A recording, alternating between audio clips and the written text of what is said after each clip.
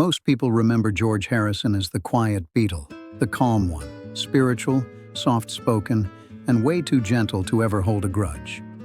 He stood right there beside Lennon, McCartney, and Starr, while they changed music forever with songs like Yesterday, Let It Be, and Hey Jude. Nobody ever imagined that behind that peaceful image was a man carrying deep hurt that never really healed. But here's the shocker. One of those very bandmates pushed George to his absolute lowest point, embarrassing him, betraying his trust, and leaving emotional scars that stayed with him until the very end.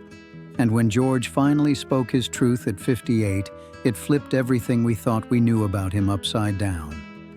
Before naming who hurt him the most, we need to rewind to the very beginning, because this pain didn't come out of nowhere.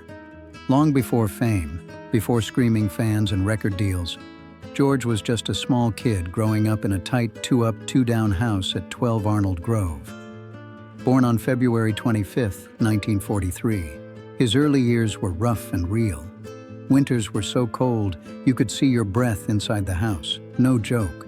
The toilet was outside in the yard, and the walls barely kept the cold out. Inside that house was a mother who sensed something special about her youngest child. Louise Harrison, known for her loud singing that neighbors laughed about, even had a strange habit while pregnant that people still talk about. That tough upbringing shaped George long before the world ever labeled him the quiet Beatle. Love Hollywood stories? Subscribe now so you don't miss any new videos. It's free, and it really supports the channel. Every single Sunday, his mother tuned the radio straight to Radio India, letting those hypnotic sitars and rolling tablas wash through the house. She believed those sounds could calm the restless baby growing inside her, almost like a quiet spell. Years later, George would admit those rhythms never left him, like they were stamped into his bones from day one. That alone already felt like fate lining things up. At school, whispers spread that George spent more time sketching guitars in his notebooks than paying attention. School felt like a cage to him. No music, no freedom, no space for a kid wired like that. Then boom, everything shifted one afternoon in 1956. Riding his bike through a dead quiet street, he heard Elvis Presley's Heartbreak Hotel blasting from an open window. He froze mid-pedal. George later said it hit like an explosion in a place where nothing ever happened. Elvis sounded like a crack in the wall, like freedom calling out to him at just 14. From that moment, he knew what he wanted. He begged his mother for a guitar, and she scraped together £3.10. That was a massive sacrifice for their family.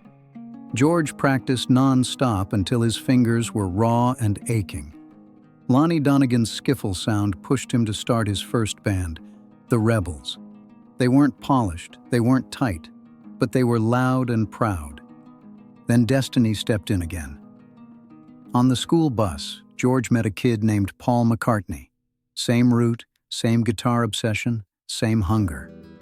Paul later joked he was like a baby brother, but back then they were just two kids trading chords over bus seats, dreaming big. In March 1958, Paul brought George to audition for John Lennon's band, The Quarrymen. No, it was just the way things happened, you know. It started off I didn't write, they wrote, then I started to write. John thought he was too young. But that wasn't the end of this story. He looks 12, John complained. But George didn't back down.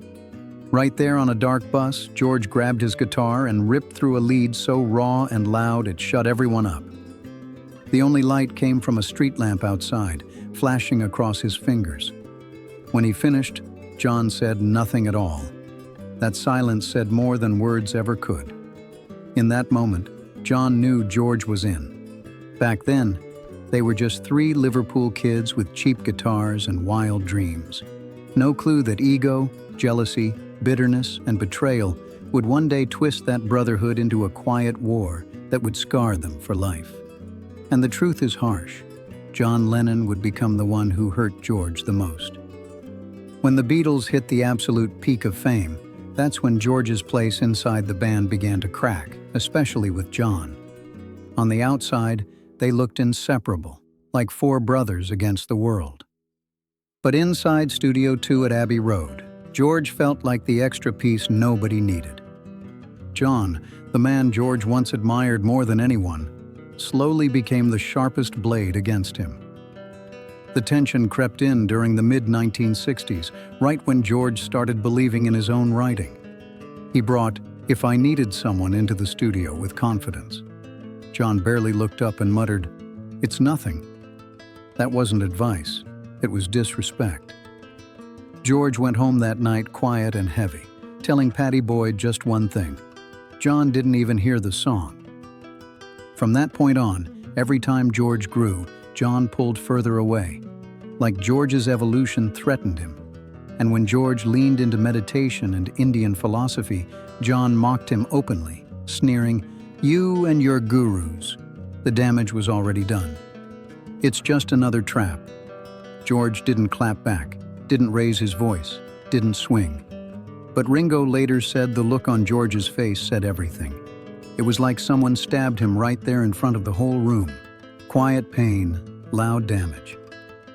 The real snap came during the Let It Be sessions, captured raw in the 2021 Get Back footage. George tries to calmly explain a guitar idea, keeping it cool, keeping it respectful. John doesn't even look at him. Eyes locked on empty space like George wasn't even sitting there.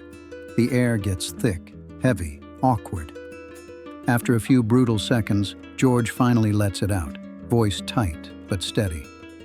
"I'll play whatever you want, or I won't play at all." That wasn't attitude.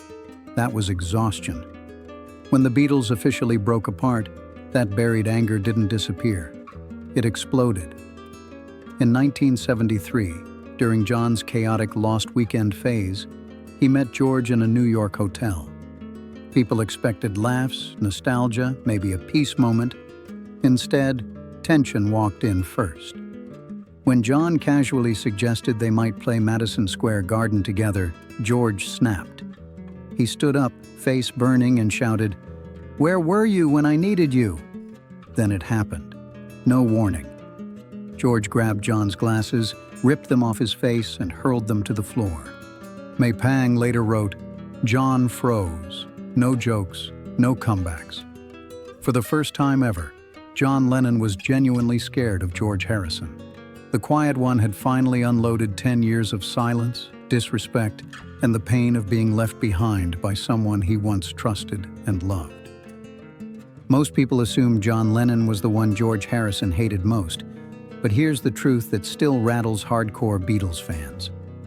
The person George quietly resented all the way to his final days was Paul McCartney.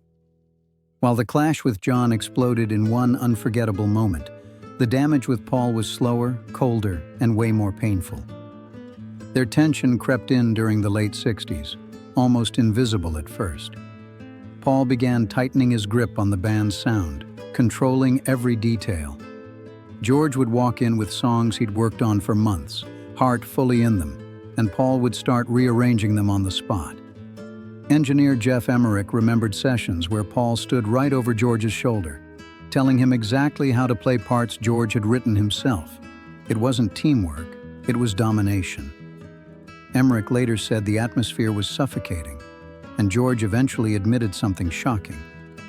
In a 1974 interview, a line he only ever said once, "Paul ruined me as a guitarist."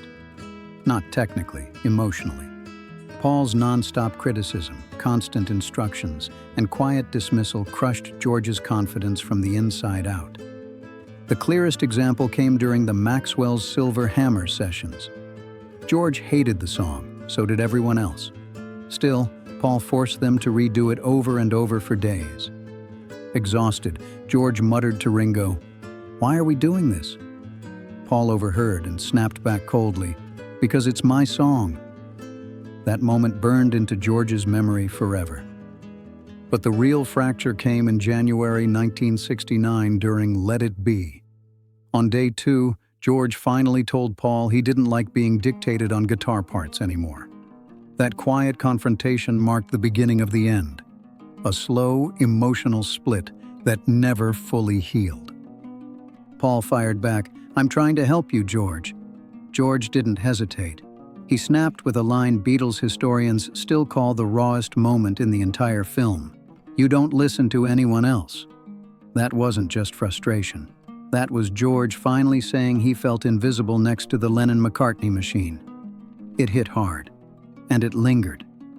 Even decades later, that tension never fully cooled off.